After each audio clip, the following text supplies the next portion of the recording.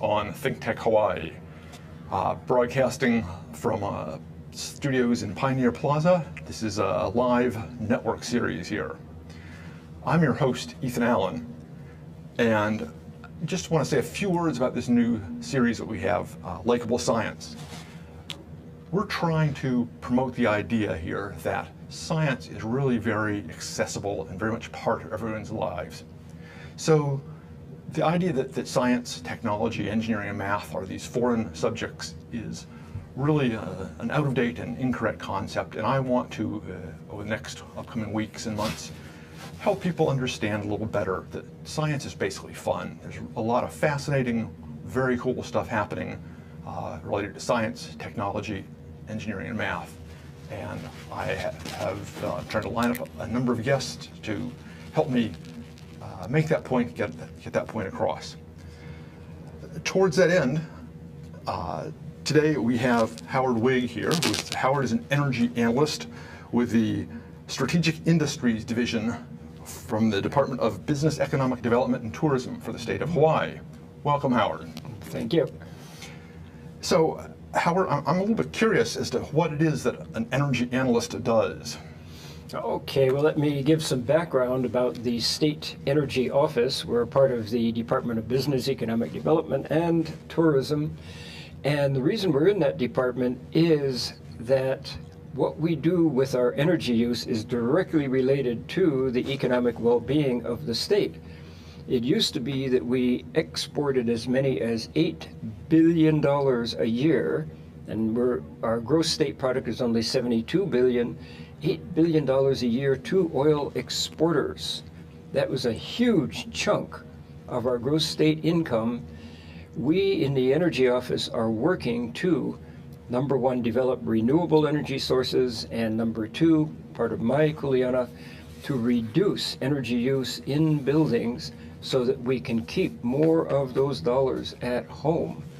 And that, in a broad sense, is what an energy analyst does, is get buildings and homes and transportation more and more efficient. You get more miles per gallon out of whatever it is you're dealing with. That's my job, and that's an exciting job. It sounds very interesting, yes. Mm-hmm. And I understand there is now a new push to recognize the climate that we're in, this tropical climate zone, mm-hmm. as it were, as a sort of separate situation that needs its own mm-hmm. sort of rules and regulations about energy and building codes. Absolutely. I am the energy codes guy for the state. When you build a new home or new building, you have to go through a series of hoops in conforming to codes. Your seismic code, so the building doesn't fall down, fire code, plumbing code, and so forth. And there's an energy code. And the reason that is very important is if you build, say, a home in a wasteful fashion, your utility bill might be, say, $300 a month. You build it in an efficient way, your utility bill goes down to, say, $150 a month. You cut that in half. The way we've been dealing with the energy code in the past has been to take the mainland code, national, and then tweak it to Hawaii. I was just in Atlantic City at the final hearings of the Energy Code meeting, and we passed a whole separate climate zone called the Tropical Climate Zone.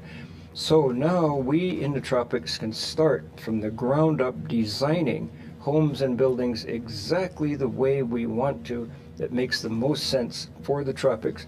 We can get cooler, more comfortable buildings at a fraction of the energy costs that would be the case if we designed to mainland standards.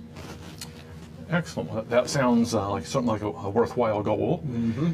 And it seems to me that's going to be increasingly challenging as our climate in this region and around the world changes.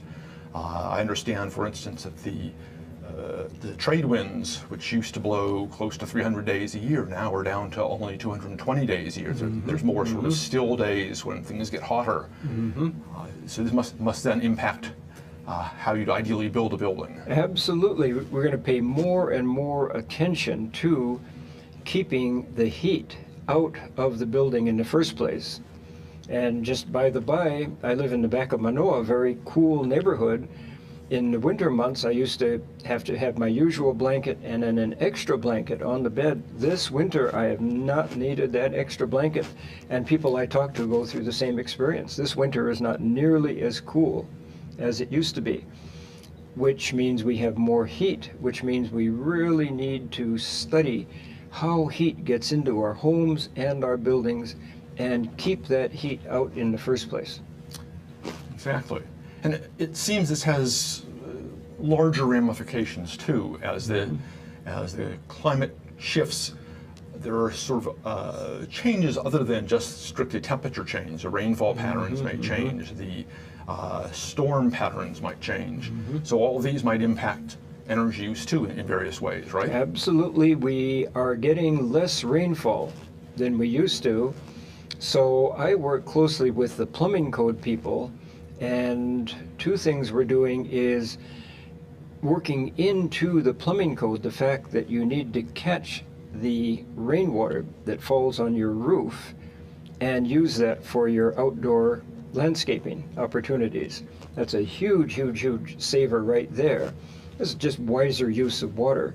And then number two, we haven't gotten there yet, but what I would like to see from a water standpoint is requiring permeable surfaces, where instead of having a hard driveway, you have something called like porous concrete, where the rainwater falls onto the driveway and goes through down into the water table. So we're going to be looking, given climate change, more and more at water efficiency combined with energy efficiency. I see. Yeah, and that seems to make sense. The issues of rainwater catchment that you were just talking about are a very big deal certainly in the outer U.S. affiliated Pacific Islands. I'm currently working on a project there, trying to promote more and better rainwater catchment because the folks there actually rely on it for their drinking water. Since they have, in many of those low islands, particularly no groundwater at all to speak of. Here, I understand there are some issues with how you use your caught rainwater and what you're sort of allowed to do with it. Yeah. The big concern that the Plumbers Union has as we move into this field is they don't want non-potable, non-drinkable water being inadvertently diverted indoors and being treated as drinkable water, because the plumbers, would be held liable. So we're going through a huge issue about ensuring that different pipes have different colors, so that even if an outsider comes in and starts working, he knows that's non-potable, that's potable. And that puts the plumbers' minds more at ease so that they're comfortable with these new provisions. Excellent. That seems like a very sensible idea to implement then.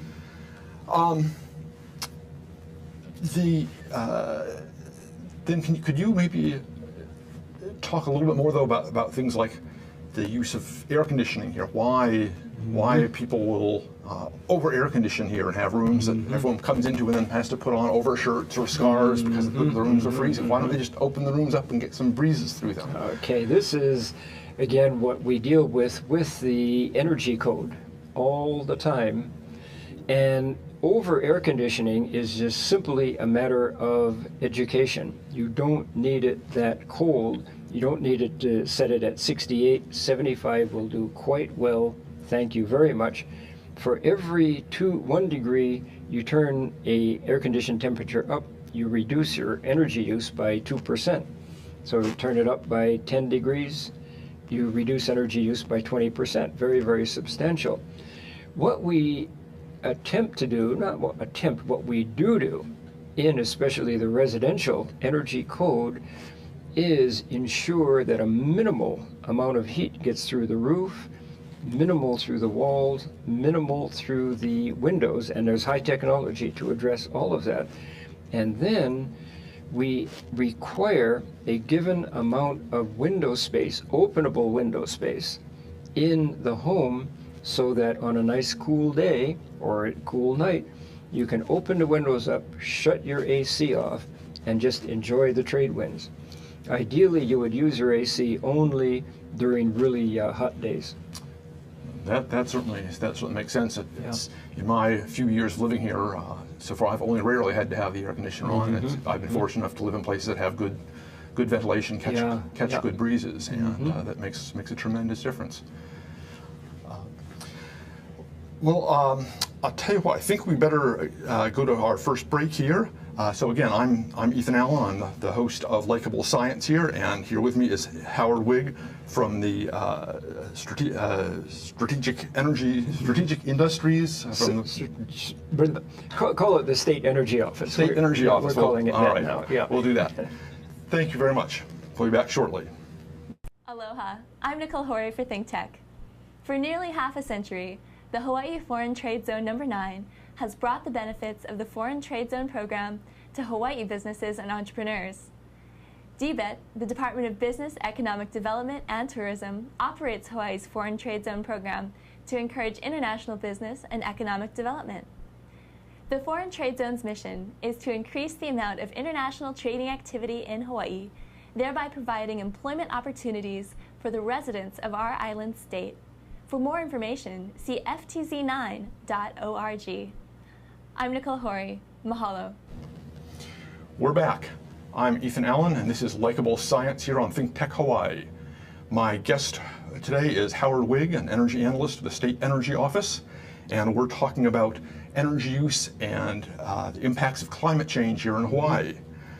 So, Howard, I wanted to follow up on what we were just talking about before and get down to some sort of hard numbers here. So, the predicted increase in temperature, changes in our climate, have people estimated how much that's going to impact energy use in terms of the kilowatt hours or the dollars that it's going to cost us?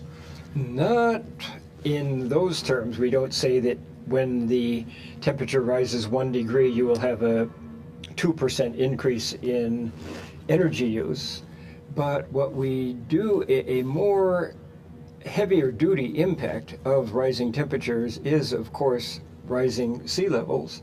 And there's a fellow named Chip Fletcher, who I imagine has been on this program, or on ThinkTech, and he certainly has predicted the impact of the rising sea levels. And incidentally, on the North Shore, if you or I were to go out there right now, I would think we would see more and more erosion because of these huge waves going up. So that's the major source, the major impact from rising sea levels and rising temperatures. But yes, we will live in a warmer and warmer climate, and there will be probably in those areas that don't get much rainfall, they may get even less rainfall. And we've got to plan for all of that. And so what is the State Energy Office doing in the way of trying to set plans or priorities or strategies to help us deal with this? That's a question after my own heart. In 2008, then Governor Lingle signed an agreement with Hawaiian Electric Industries and the U.S. Department of Energy saying that by the year 2030, which is only 16 years away, Hawaii will have 70% clean energy. And that means clean energy is a renewable energy like solar or wind, or it is efficiency, reduced energy use. The electricity we were using, we're no longer using. That's wiped off the map. And we are succeeding in that. Hawaiian Electric plans in just the next few months, I think it is, to shut down their downtown power plant, the one by Aloha Tower. Why? Because we are indeed decreasing our electricity use. And it's not because we're sweltering in our homes, it's because we're making much better use of every BTU of electricity that we get now. And that is largely due to better building codes, better energy codes. So we're moving aggressively. We have one of the most ambitious energy goals of all the states in the Union. Some are actually copying us. And we, so far, are ahead of schedule in meeting that goal of 70% clean energy by 2030. Excellent. I do understand there's some issues these days with the increased use of solar power. Some neighborhoods are getting a great deal. A great many of the houses in the neighborhood, for instance, are having solar panels, so much so that the local power company is having some issues and troubles. Could you elaborate on some of the challenges they face, maybe? Yeah, just as our human bodies need to function under something called homeostasis, where it's the Goldilocks theory, we're not too hot, we're not too cold, we're right where we should be.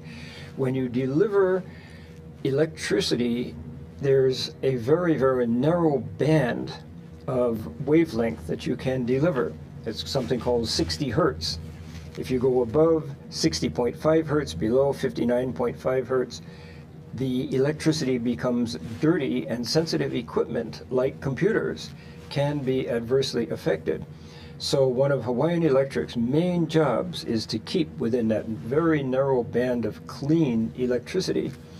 When you have too many photovoltaic power plants scattered throughout the island, you may be having a huge amount of solar energy one moment, boom, a great big cloud comes over, and that electrical production drops like a rock.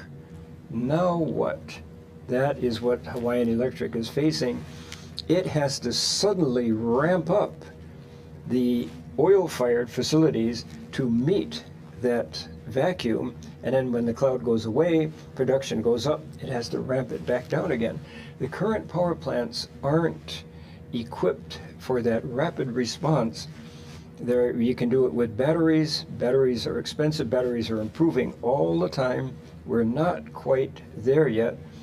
And Hawaiian Electric is looking at something called microgrids, where you separate areas by neighborhoods and you monitor the fluctuations of the power, and then you regulate it through technology such that when the cloud goes over, production goes up, cloud goes away, production goes down, so that you have this nice even flow of electricity. This is the dilemma that Hawaiian Electric is confronting at the moment. We have the technology, but the technology costs money.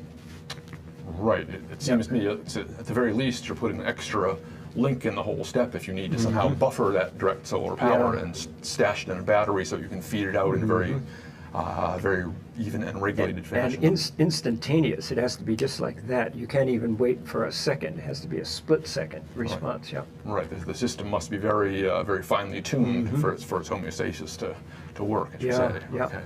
Well, that's intriguing. And then when you add in yet more alternate sources like wind power. Precisely. Right. The wind comes up, the wind goes down, same situation. It should all average out, you know? It should average out ideally, and it doesn't. Yeah. Excellent.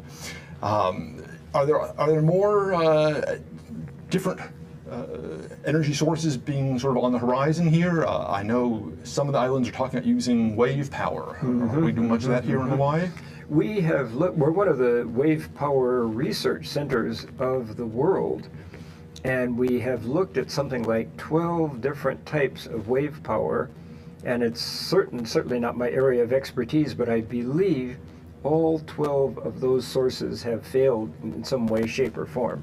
There's all of these contingencies, like algae and other sea growth attaching itself to the bottom side of these, adding to the weight, decreasing the flexibility, fish gathering under the devices, fishermen coming right around the devices, all kinds of things go wrong.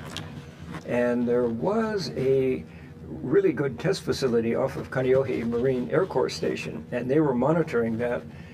The results were not all that good. I haven't been following it, but I would put wave power out there somewhere. And there are other technologies like fuel cells. They are out there. And an immediate source, though, is, believe it or not, electric vehicles. We think of electric vehicles as just taking up electrical power. Well, when you plug them back into your home unit at home, if you arrange with Hawaiian Electric, if they need extra power, they can actually drain the electric vehicle battery and feed it into the grid. Now there's a near-term source. Wow, that could probably be disruptive too when you jump in your car and Yes, try to yes, you drive have off. to make sure that you get to recharge the battery before you. And incidentally, battery technology is just improving. Finally, we've been waiting for those breakthroughs. Those breakthroughs are occurring, and that's really going to help us in evening up this power source. Right, it's that mix of having the ability to release a lot of power quickly versus storing it well for over the long term, and how you balance those two things out, as I understand it. That's I just met yesterday with a fellow who's back from Korea, and the Koreans have developed a new type of PV powered light where instead of needing a battery, your capacitor can store the energy that's produced during the day to feed it into the light at night. The capacitor instead of a battery, that is absolutely revolutionary. It works. This is how rapidly the technology is changing, and if this catches on, that's going to make big improvements for us. Yeah, this is the whole area of molecular engineering, where the material scientists are now able to structure materials in very precise ways and to give it just the properties Precisely. we want. And that's a huge, exciting Yeah, we area. live in exciting times in that regard, yeah. It is indeed a lot of challenges, certainly. Yeah. And the other part I wanted to talk about, though, was just good old-fashioned conservation. And is the Energy Office actively promoting? Well, here's a little semantics for you. Conservation, those of us who have been around long enough to remember Jimmy Carter, remember that he preached conservation, and he sat there in a sweater in a darkened room, and that turned America off to conservation. We Americans don't like to do without. So instead of saying conservation, I like to say efficiency. Efficiency is most easily measured in a car's mile per gallon. You trade in your 15 mile per gallon car for a 30 mile per gallon car. You're getting from A to B just as effectively, but you're only using half as much gas. Apply that efficiency to everything across the board, and it's happening. Again, technological change, and it's really happening quickly. The average home, say 2,000 square foot home that's built today, will use only probably half as much energy as a similar home that was built 40 years ago, because of all these technological improvements.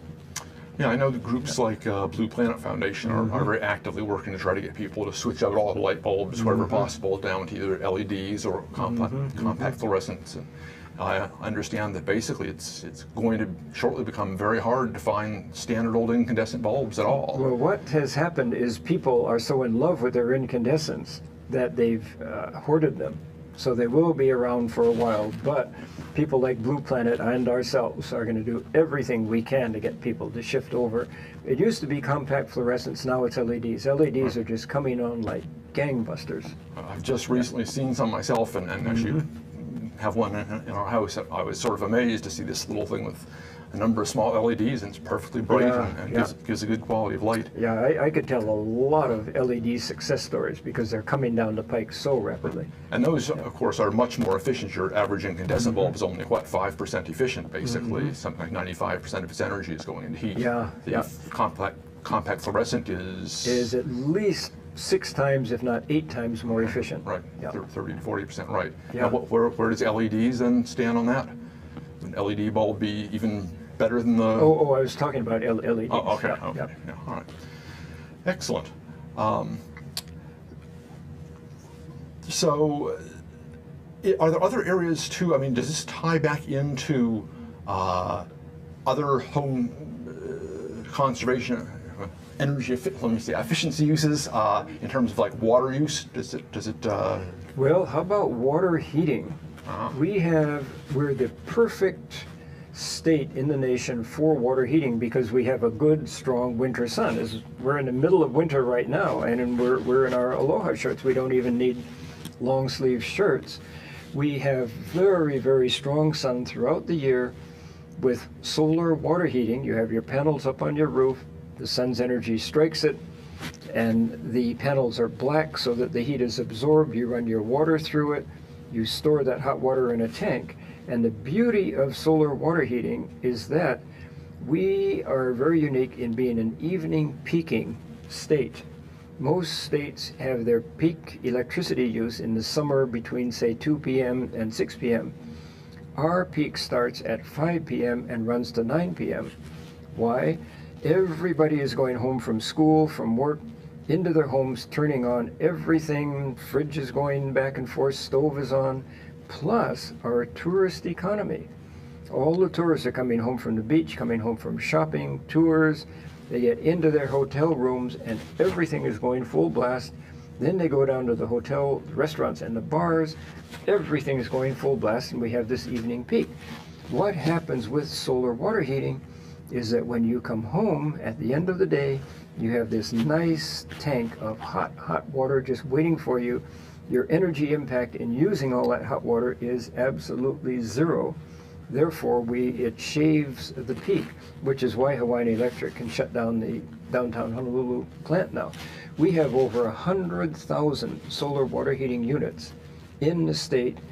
If we could overcome certain obstacles, we could ratchet that up to 200,000, and the energy implications would be absolutely tremendous. Solar water heating is, in my personal opinion, better than photovoltaic because of its peak shaving capabilities, and it's more cost effective also. Well, that's great. It's nice to hear we're so sort of blessed with the good fortune to be in that situation. Mm-hmm. Excellent. I think we're going to go on break again here. Again, I'm Ethan Allen. We're on Likeable Science. My guest is Howard Wigg of the State Energy Office. We want to thank our underwriters. Hawaiian Electric Company and its affiliates Maui Electric on Maui and Hawaii Electric Light Company on Hawaii Island are deeply committed to the communities they serve. Galen Ho is a senior executive of BAE Systems, a global defense, security, and aerospace company. The High Tech Development Corporation, the state's leading technology agency, attached to the Department of Business, Economic Development, and Tourism. Castle and Cook Hawaii, with a time-honored legacy that spans more than 160 years and revolves around its mission of investing in Hawaii, creating communities, and providing for the needs of our state. Hawaii Gas, formerly the Gas Company, a proponent of the Liquefied Natural Gas Initiative, helping Hawaii achieve its transition to clean energy and a better energy future. Collateral Analytics, a Hawaii-based tech company empowering the real estate industry with greater and faster access to the tools and data they need to make better informed property investment decisions. I'm Nicole Horry. Thanks so much for joining us on ThinkTech. I'm Maria Kashem. See you next time. We're back. I'm Ethan Allen, and we're on Likeable Science here at ThinkTech Hawaii, broadcasting from downtown Pioneer Plaza.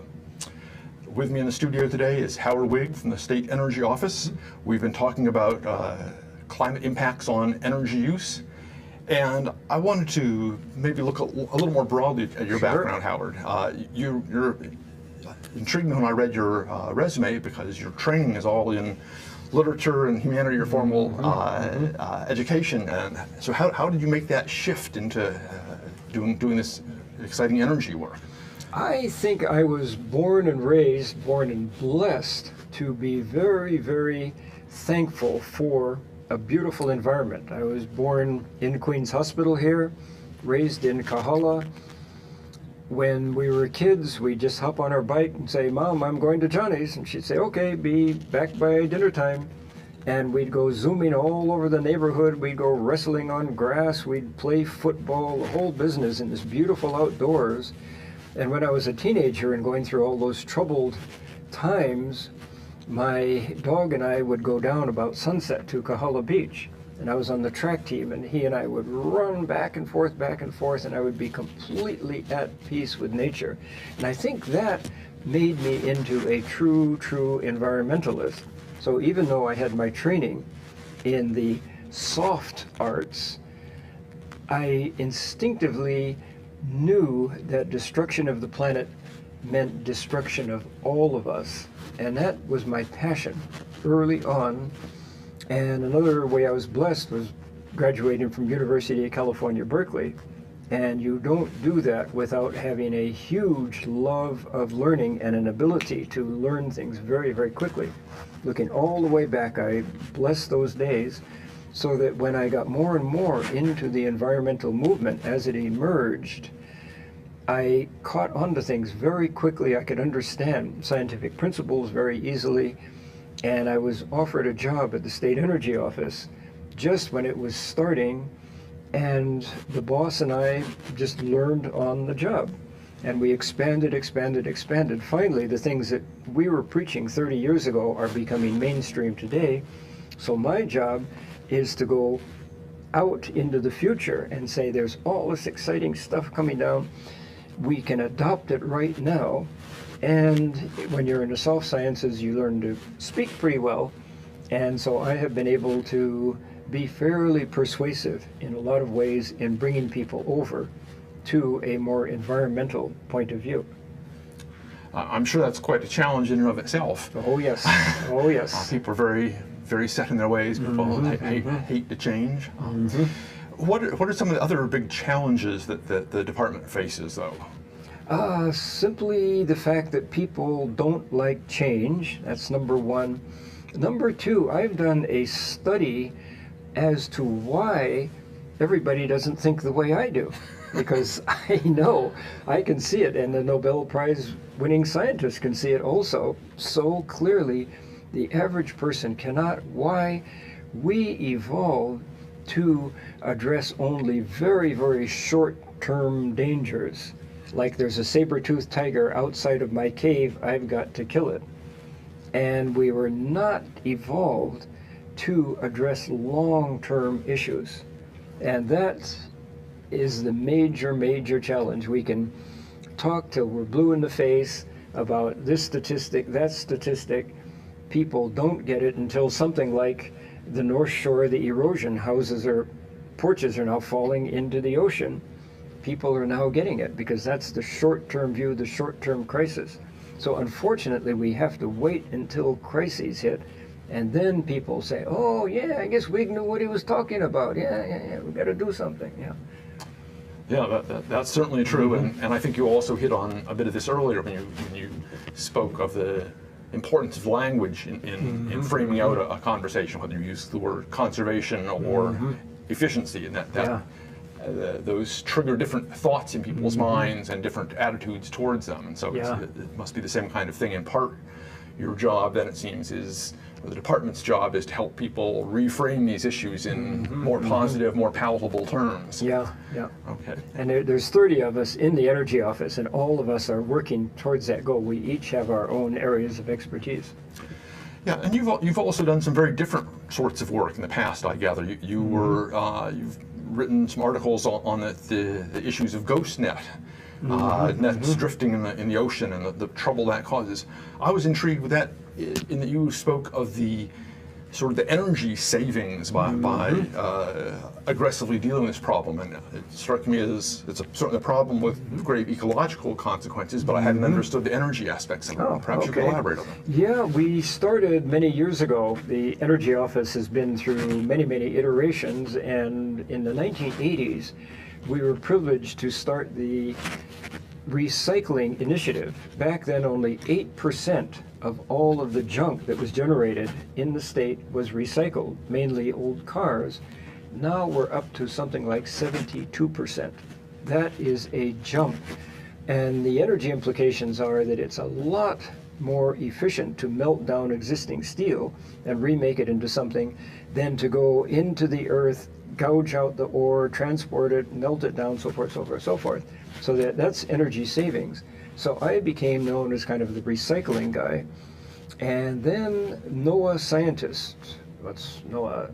National Atmospheric and Oceanic Agency, discovered on the Northwest Hawaiian Reefs these huge mountains of drift net and other marine debris that it was accumulating on the reefs and was swishing back and forth on the reefs during the winter storms and killing the reefs.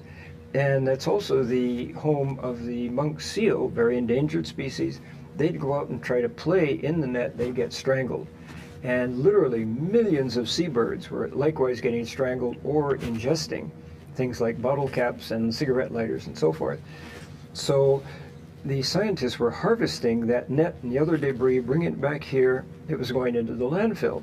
Somebody called me as the recycling guy and said, can't we do something about this?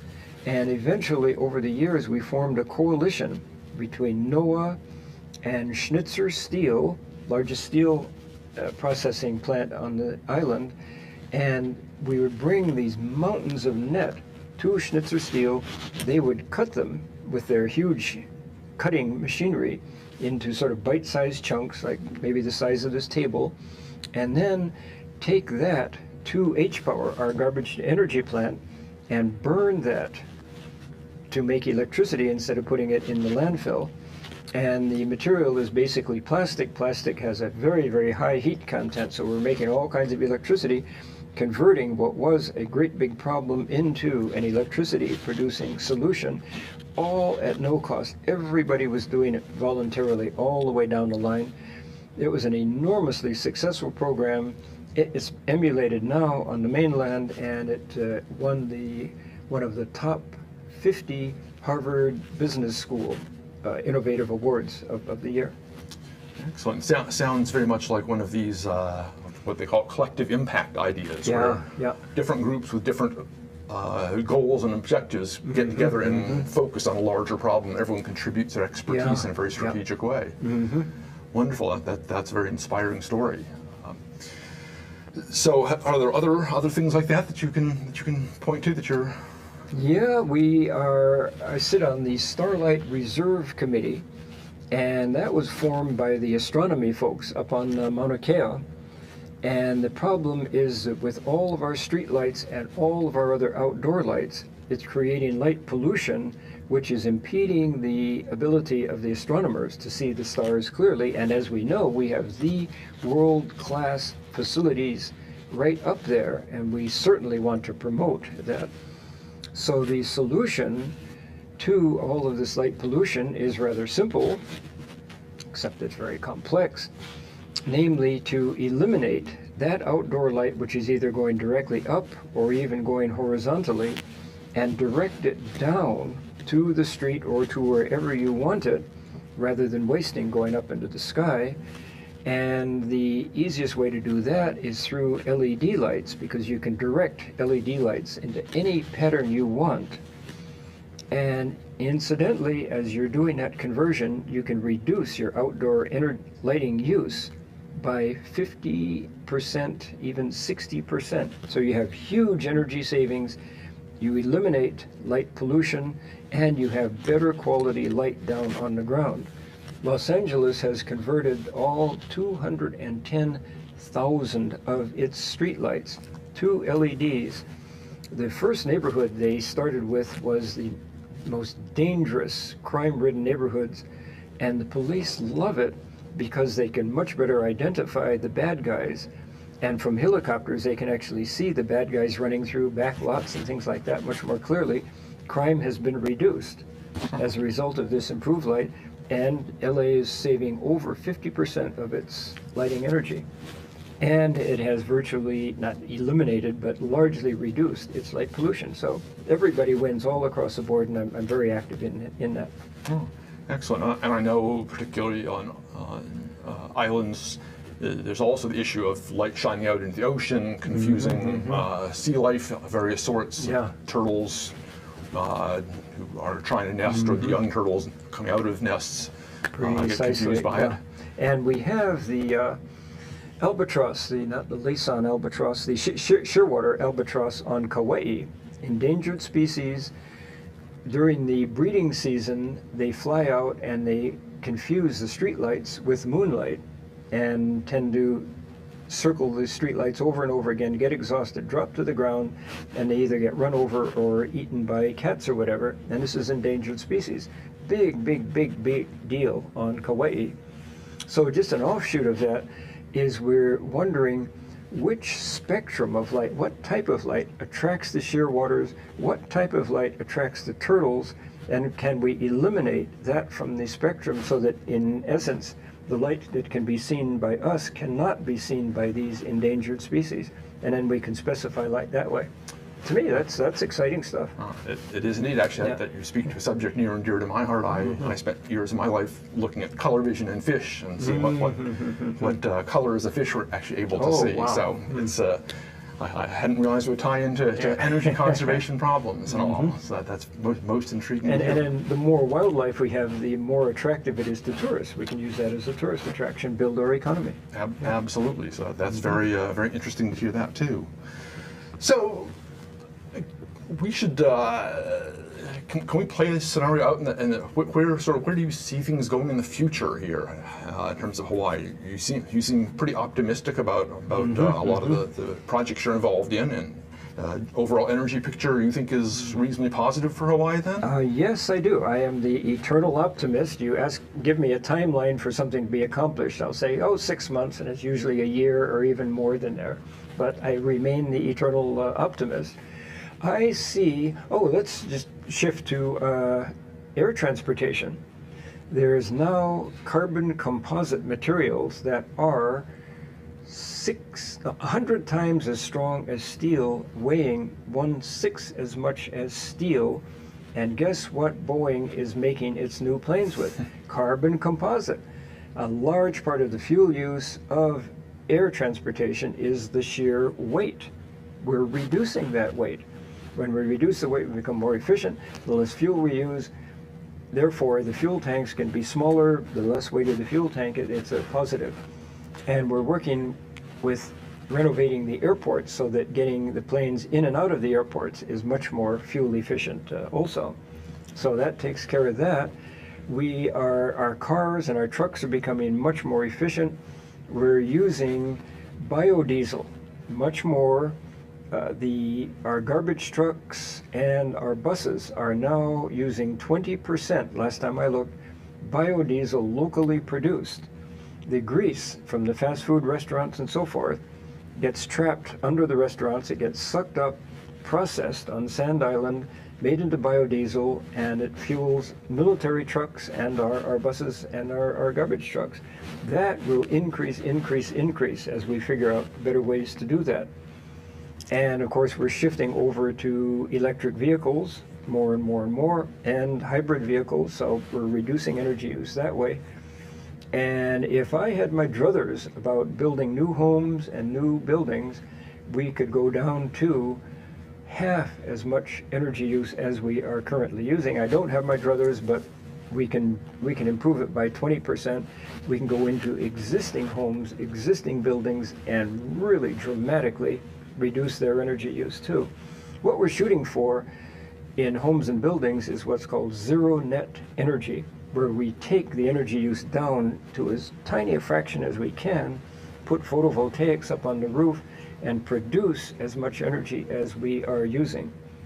So that's the short-term goal, next 20, 30 years. Long-term goal, we can become a zero net energy state. Wow. Yeah. We're on break now. Again, I'm Ethan Allen here with Howard Wigg from the State Energy Office. We'll be back in a moment. Aloha, I'm Nicole Horry for ThinkTech. For nearly half a century, the Hawaii Foreign Trade Zone No. 9 has brought the benefits of the Foreign Trade Zone program to Hawaii businesses and entrepreneurs. DBET, the Department of Business, Economic Development and Tourism, operates Hawaii's Foreign Trade Zone program to encourage international business and economic development. The Foreign Trade Zone's mission is to increase the amount of international trading activity in Hawaii, thereby providing employment opportunities for the residents of our island state. For more information, see ftz9.org. I'm Nicole Horry. Mahalo. Hi, I'm Ethan Allen. We're on Likeable Science here on ThinkTech Hawaii. I'm here with Howard Wigg from the State Energy Office. We've been talking about all kinds of fascinating ways that the state is working to promote energy efficiency in the face of changing climates. And Howard was just explaining how the state's on what sounds like a pretty good path to energy efficiency. It's amazing, actually, what you were saying to me. Hawaii, as I understood it, perhaps naively, imports just huge amounts of fuel and all, and you're sort of saying that we're going to eventually get down to where we're going to be very self-sufficient for at least a lot of our energy needs. Yeah. That's an amazing and very inspiring future to look forward to then. But what about things like, I mean, we won't be at 100% electric automobiles for the immediate future. So we're still going to have to bring in some. Absolutely, yeah. But you figure that's going to really be dropping fairly substantially in the near future. It already is dropping. If you look at our transportation fuel consumption, it's actually going down. And you say, wait a minute, there's more traffic, there's more cars. You're absolutely right. We have the highest per capita car truck ownership in the entire nation in these cramped little islands of ours. But in the face of that, fuel use is going down. Why? Our cars and trucks are much more fuel efficient. It's nothing to get a new car and for it to get way into the 30 miles per gallon range. So that's something positive that's happening. All the energy using equipment in buildings and homes are becoming more and more energy efficient. They do a better job with less electricity. If you have a 20-year-old refrigerator and you traded it in for a new refrigerator, same cubic footage with all the new bells and whistles, you would reduce your energy use per year from 1,400 kilowatt hours a year to 400 kilowatt hours a year. That's how technology is improving day after day after day, and that's one of the things that makes me really, really optimistic, is we just have to keep turning over that old junky equipment and getting new high efficiency equipment in here. Well, excellent. Thank you very much, Howard. That's really, it's a great positive note to end things on here. We are out of time now. I'm going to have to wrap things up. It's been wonderful having you on the show. I very much appreciate all your good insights and all. Again, I'm Ethan Allen here, and you've been watching Likeable Science here on the ThinkTech Hawaii Streaming Network series. I've been talking with Howard Wigg from the State Energy Office, and thanks to Howard very much for being here, and thanks to you all for listening. Please do stay tuned to see Willow Chang come up on our next show. She'll be talking about the art of life. Thank you.